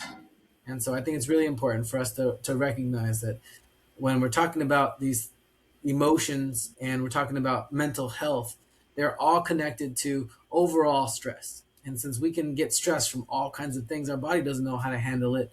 And so we can learn. That's the cool thing. And that's the thing about our brain, our prefrontal cortex, which is our decision making brain, right? When we slow down, when we pause, and we don't respond with defensive behavior, or we don't respond with the first thing that comes to our brain, we can say, oh, maybe my stomach is feeling a little uneasy right now because I haven't eaten in 4 hours and I should go eat. Or maybe I, feel this way because I don't feel safe around my grandfather, and I need to go take a walk because I don't want to Hmm. be around person, right? So we just have to get a little in tune so we can make a different behavioral decision. And if we can slow down, pause, reflect, we that's what our thinking brain is all about, right? So that our emotional brain, our lizard brain, doesn't control our behavior. Okay. Now, you used the phrase unlocking the brain. What does that mean? Specifically with ketamine, it has to do with the interruption of the neural connections, meaning that your thinking brain and your emotional brain are connected. And when we have an emotional reaction, right? Because we often have seen people have an emotional reaction, our emotional reaction is tied to that memory. Like, okay, well, when this happens, this is how I react, right? And this is what's happening in that short circuit. And what we can do with medications like the psychedelics, including psilocybin, including ketamine, is it has an interruption of that thinking brain and the emotional brain. And that brief interruption may be able to help us to reframe how those emotions work. So unlocking the brain has to do with the actual disruption of the connection between the thinking brain and the emotional brain, and that's where ketamine works, right? For me, unlocking the brain also recognizes that there's so many stigmas that we are not able to recognize as a subconscious limiting belief, right? We have all of these limiting beliefs that we've learned from our experience. And so if we can unpack those limiting beliefs, we can start to create a different experience for ourselves. So that's where the unlock the brain comes from, is recognizing that our subconscious limiting beliefs prevent us from expansion. Okay. Now, we've talked about ketamine, for the last few minutes and everything, and I think we talked about everything about ketamine, but we want to get on to the other one about your organization, Change Experts Academy. Um, how did you come up with Change Experts Academy, and why is it very important? Well, there's two things: is addiction change experts. The ACE is the same letters for Change Experts Academy. So it's kind of a little change to the acronym. So my ACE, which is the original company that created Addiction Change Experts, I recognize that when I started introducing ketamine, I wasn't talking specifically about addiction anymore. All right. So one of the things that is really cool about Change Experts Academy is I started recognizing that since I've done a deep dive into ketamine, I am ready to start helping other people to receive the information that I have. I don't want to hold it. I want to share it. I want people to know how to help people that are stuck in their thoughts about suicidal ideation, break those thoughts so they can have a different outcome, right? So I want to help people that are dealing with suicidal ideation find a different way to survive. And that's really one of the coolest things about ketamine is how effective and how fast it works. And so until we have more people that are ready to use this medication, we're not going to have an effective way of measuring or deciding just how effective it is. The FDA has approved the S-ketamine, but when they did a head-to-head comparison of ketamine to S-ketamine in a retrospective analysis, which means that, or meta-analysis, they didn't do a study, a clinical study side by side, but they looked at the different studies that have been done around the country or around the world, actually. Ketamine has been used in over 1,200 countries in its studies around the world. And so I said that wrong. It's 1,200 universities worldwide. 1,200 universities worldwide. And so ketamine has been used in 1,200 universities worldwide. And because it's been used around the globe, we have a lot of information. And when we look at that information, what we see is that the IV ketamine is more effective than the nasal spray. Now, the FDA doesn't care about that, and Spravato makers don't want to advertise that. But I can tell you that when I saw an interview from Carlos Zarate, who's one of the physicians that sponsored this, he was in the National Institute of Mental Health when they declared ketamine as the only rapid acting antidepressant. And he will not answer the question, is this the best? Because he's seen the best, right? He's seen the Mhm. IV ketamine, and he won't tell you that the Spravato is not as effective because that will affect his market. It'll affect the ability to sell the medication. So the truth is that the medication, the IV version works better. And even the IM version works better. And the limitations that come from Spravato have to do with the idea that people did not want to induce the dissociation. They consider dissociation a side effect. As a matter of fact, when you're doing the Spravato administration on the back, there's this check mark that if you had a unwanted side effect, dissociation being one of them, you're supposed to report that. But it turns out when you study this medication, the anesthesiologist recognized that you needed a circulating amount in your blood in order to receive benefit for depression. That circulating amount turns out to be associated with the effect of dissociation. So we actually want dissociation in order to have an effective dose for depression and suicidal ideation. And so that's the real limitation I see with Spravato is that there's a dose ceiling, right? This dose was studied at, or this medication was studied at 3 doses, and they eliminated the top dose. So it's currently available in 56 milligrams and 84 milligrams. They studied it at 112, but they decided not to release 112 because it was an increased risk of dissociation. Well, if that's the goal, then we're missing out on actually having the benefit because that is the dose that would have the most outcome. And so I'm a little disappointed about that, but at the same time, I know I have another reliable way of providing that kind of care.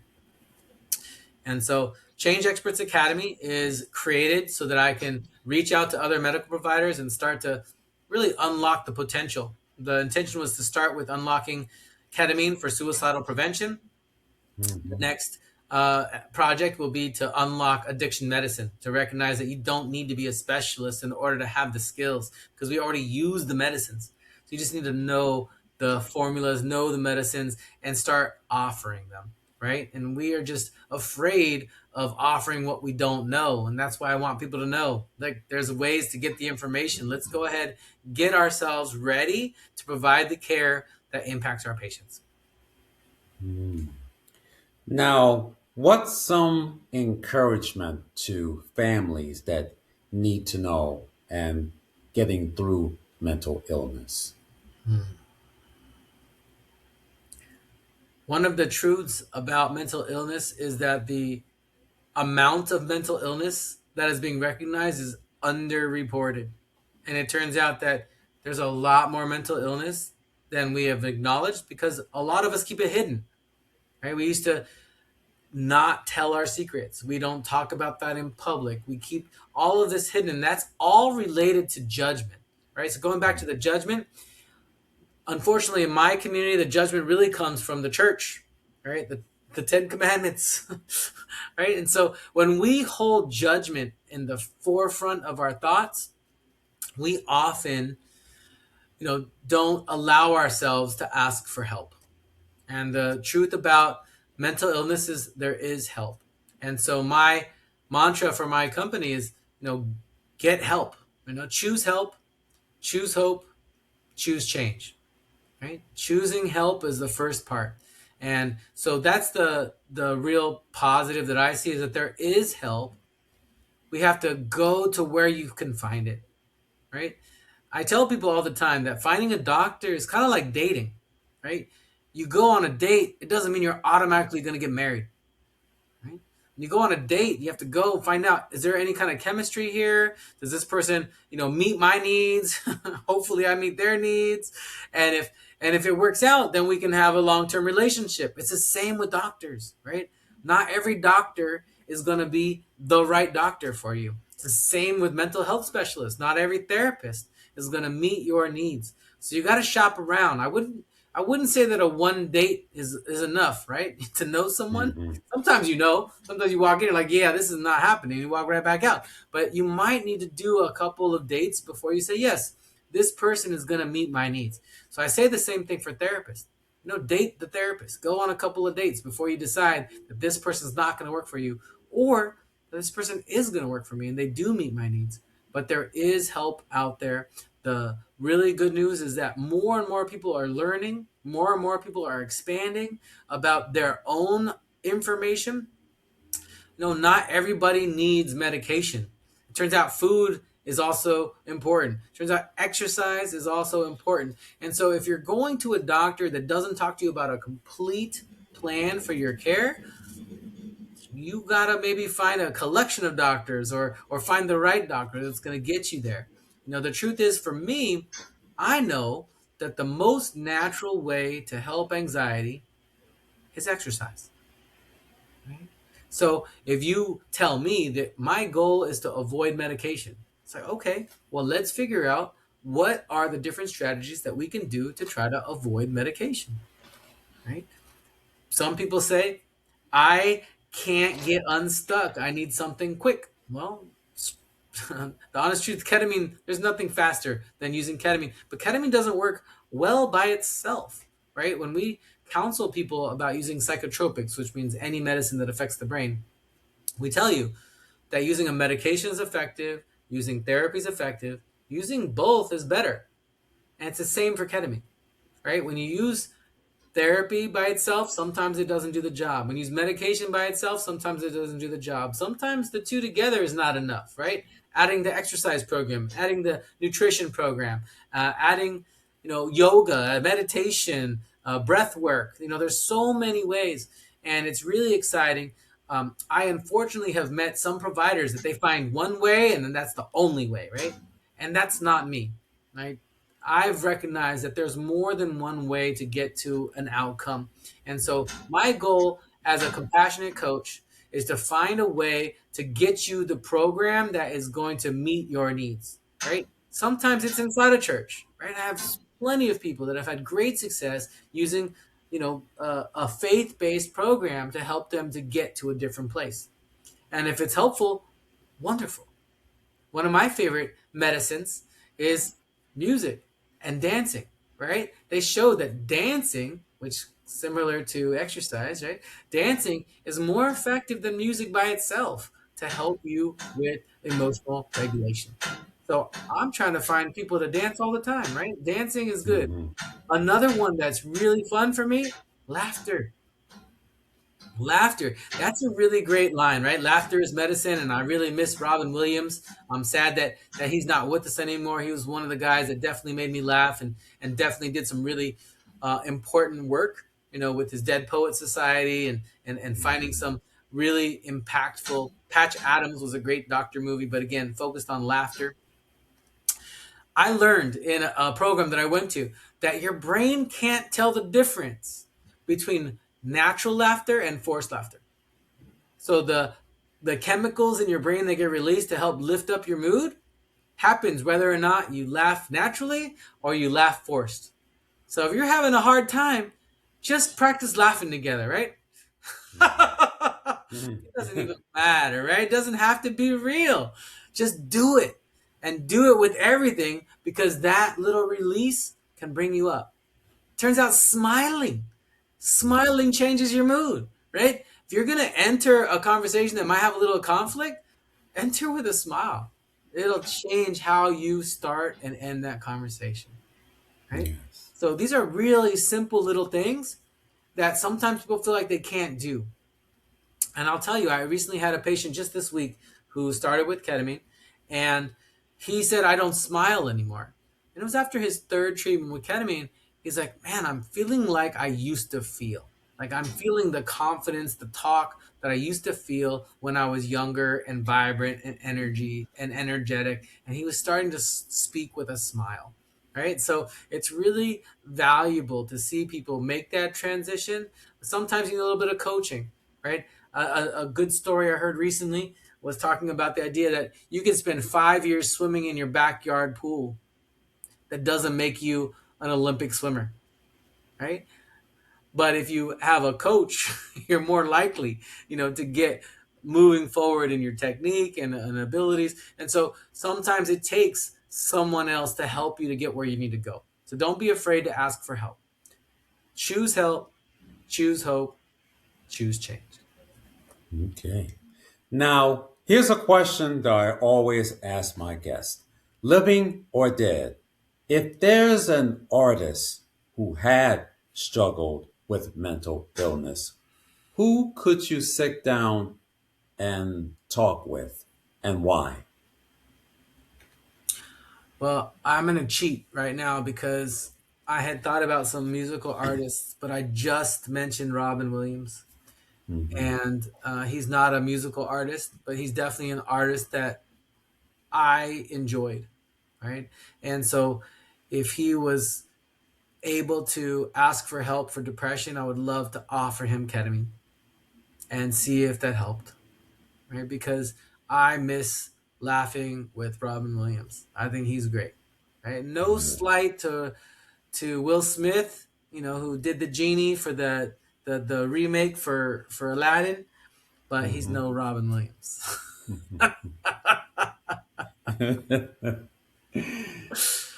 Speaking of mental health, I would say that family shows me a lot of need for help.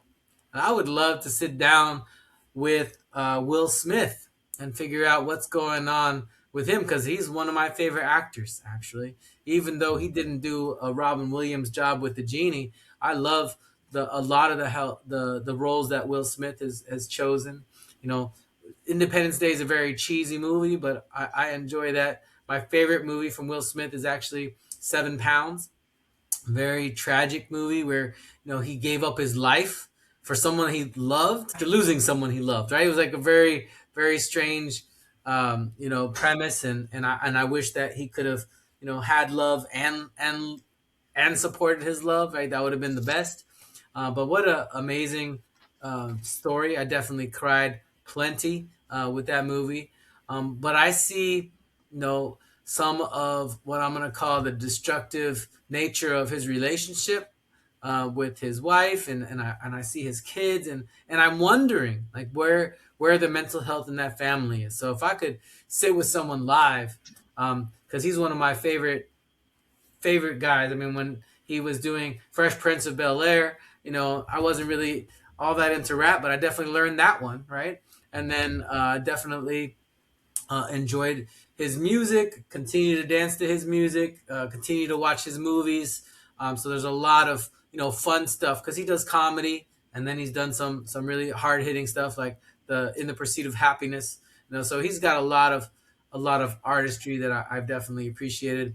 I've definitely danced to Miami just this week, right? So So Will Smith and I have definitely spent a couple of decades together, and I would love to sit down with him because I feel like I see a need for kind of diving into that family's mental health. Okay.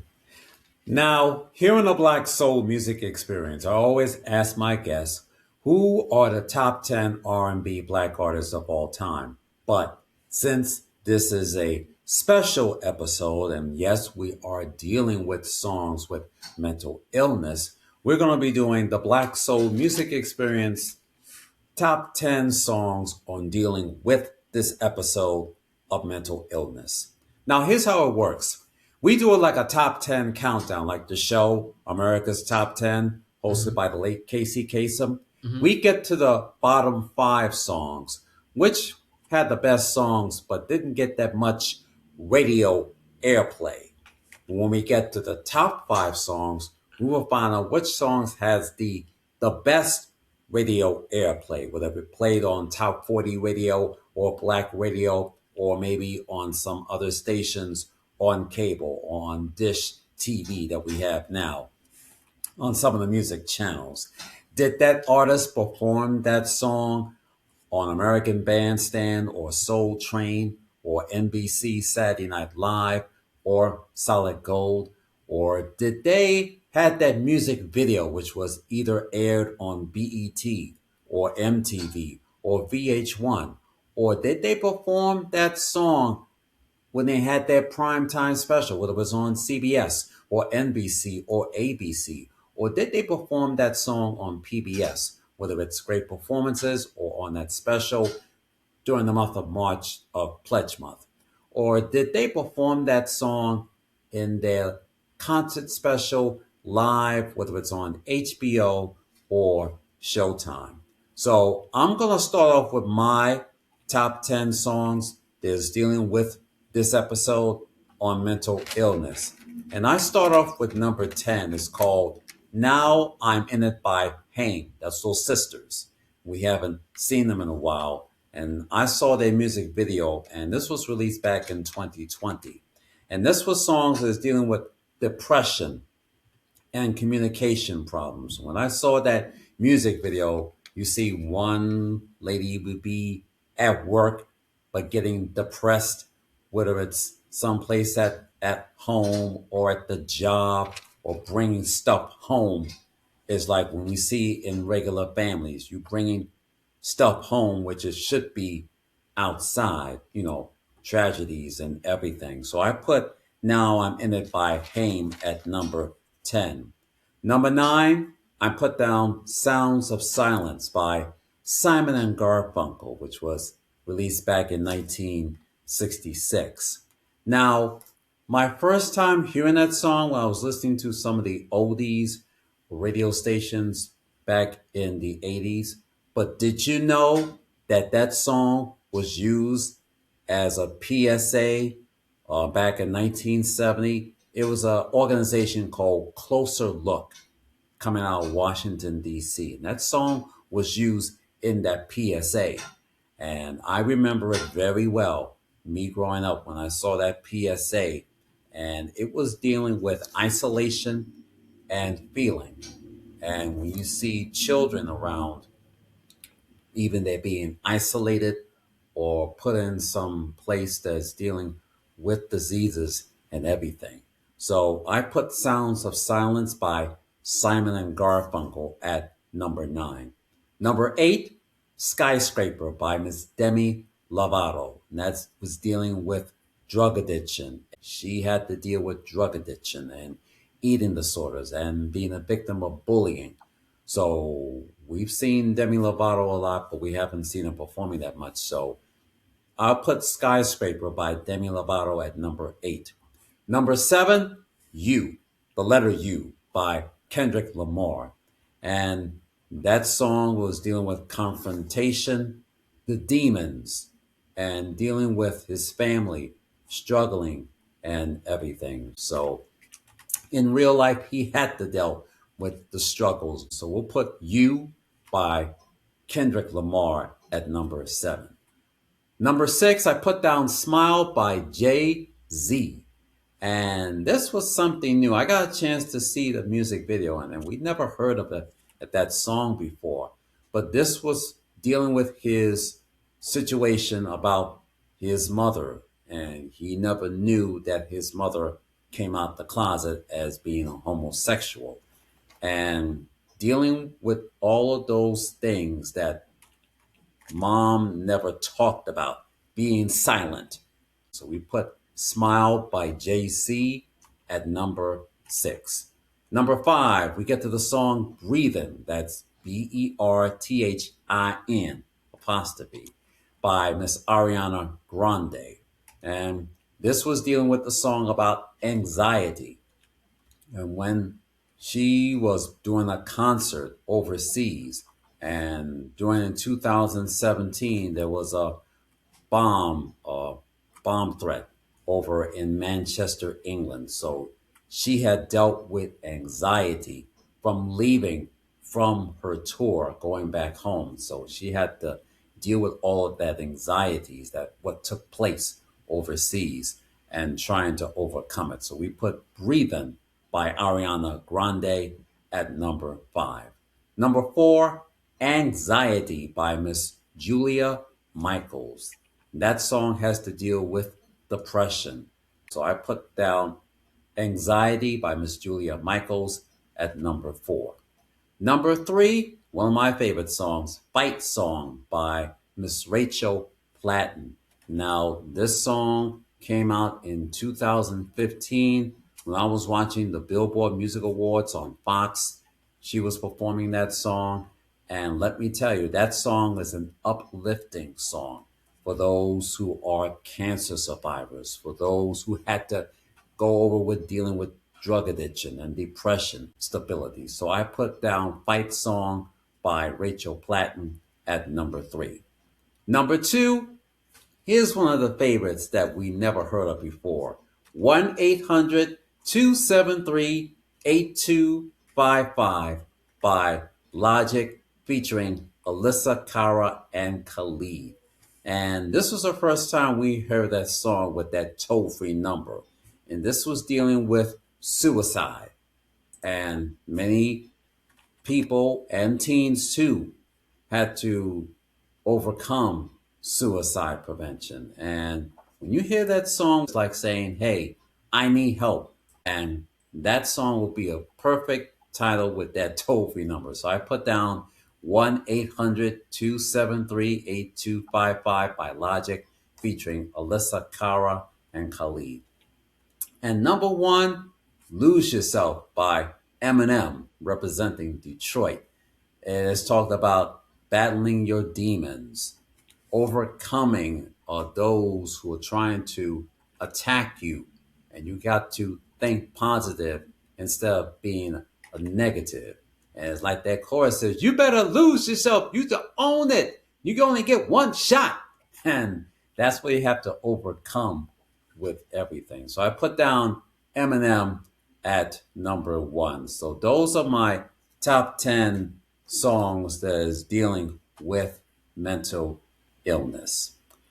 Dr. Eugene, you have any of your favorites before we wrap things up?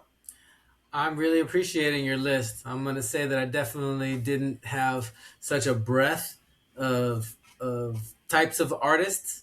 I definitely appreciate some of the songs that you put on there. I think that the only song that I wanted to put on there, which is not specifically related to mental health, but definitely is just the one love. That's the one that I'd like to point out is something that really helps resonate with me, because it's when I look at reggae, I definitely feel like a lot of people get moved by it. Right, you can definitely move to it. It's not a fast kind of movement, and it's not necessarily even a couples or a partner kind of movement. It's just a collection, right? It's just a collection of people, and so I just really like the idea of that being kind of an anthem for humanity.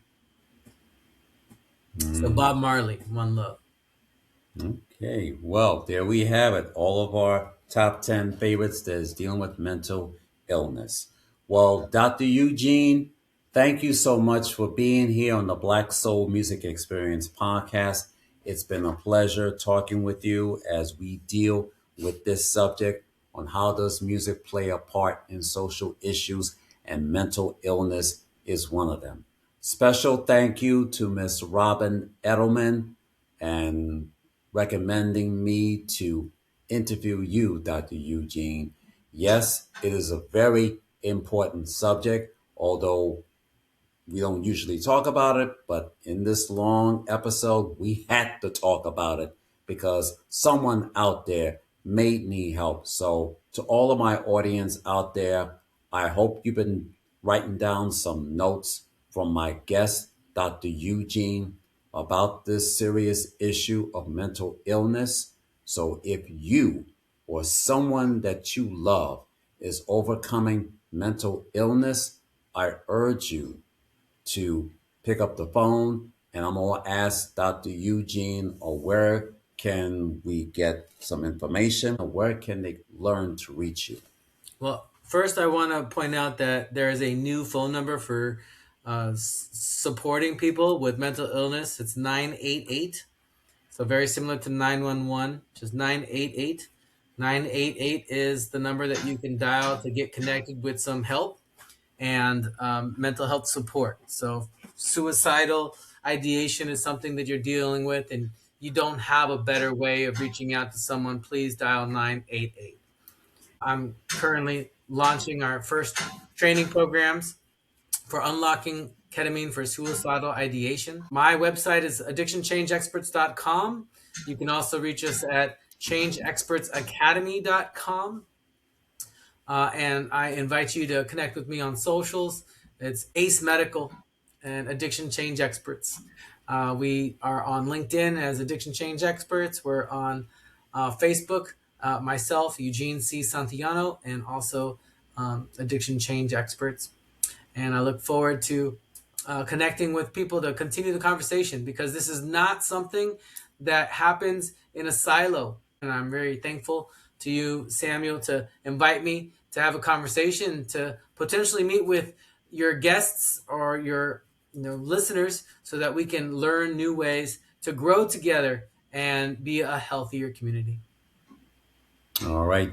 Make sure you dial 988.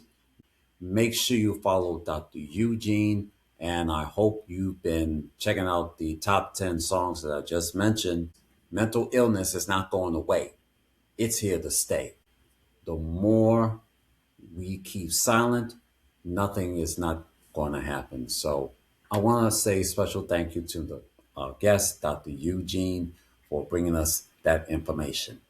And ladies and gentlemen, make sure that you download all of the songs of dealing with mental illness that we've talked about on this edition of the Black Soul Music Experience podcast. Visit iTunes.com, Spotify.com, or purchase a CD at Amazon.com. And ladies and gentlemen, if you want to check out this episode, please subscribe to the Black Soul Music Experience podcast. Look for me on these 5 platforms. I'm on Apple Podcasts, Spotify, Amazon Music, iHeartRadio, and Pocket Cast. And the link is riverside.fm/studio/Samuel-Wilson Jr.'s. Don't forget to add the S at the end, studio. And I will be posting this episode on Facebook, LinkedIn, and Twitter. And if you have a hard time getting on to riverside.fm, then please become a member and subscribe to patreon.com/the Black Soul Music Experience podcast. You got a computer? Make sure you use your email address and your password. Get to the Patreon homepage where you can see all of the different shows by different creators. And don't forget to go to the search box and type in the Black Soul Music Experience podcast, where you can check out all of my audio and video podcast episodes from season 4 and from season 5. And you can check out most of the video podcast clips that you may have missed. And if you have a hard time getting on the Patreon, we'll be posting this episode on YouTube. Go to youtube.com/the Black Soul Music Experience. All you need to do is go to the YouTube homepage and type in the Black Soul Music Experience podcast. If you like this episode, if you love my podcast, please subscribe Please support. Please give me a thumbs up. Please leave a comment. And please pass it on. Thank you for joining me as I close out this edition of the Black Soul Music Experience.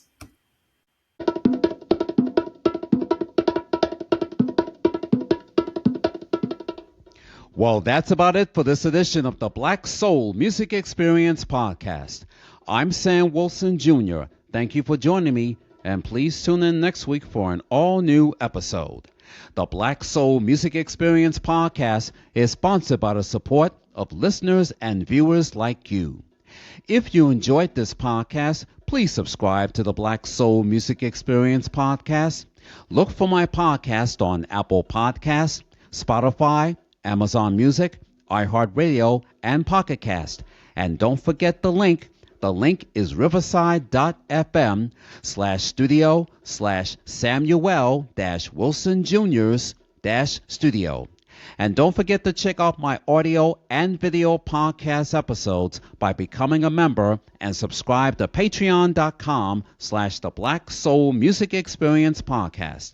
And please check out my video podcast episodes by subscribing to youtube.com/the Black Soul Music Experience podcast. And please leave your comments, feedbacks, and replies by going to my Facebook homepage.